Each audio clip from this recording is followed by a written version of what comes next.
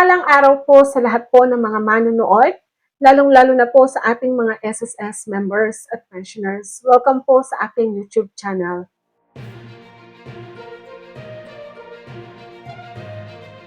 Sa video po na ito, ating pag-uusapan kung ang mga SSS retired member na nakakuha po ng retirement benefit as lump sum ay makakakuha din ba ng 13-month pension?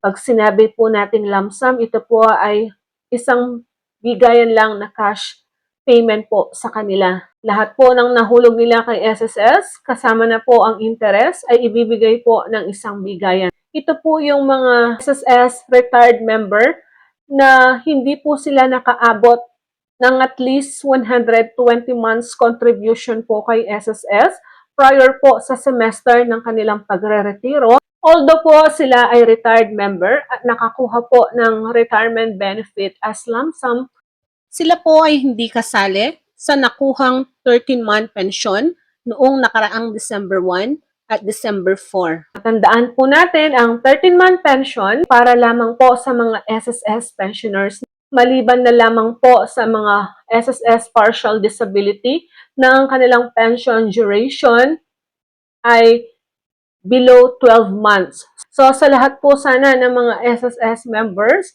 na nanonood po dito, gusto nyo po ng mga benefit na makakuha ng 13-month pension every December po, kailangan po at least may hulog kayo na 120 months contribution kay SSS para naman po ma-enjoy nyo din ang mga benepisyo na ito kung kayo ay magre-retire in the future.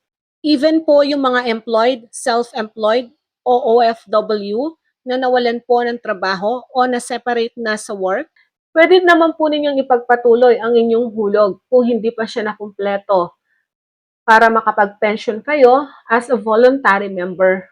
Yan lamang po ang ating information sa ngayong araw na ito.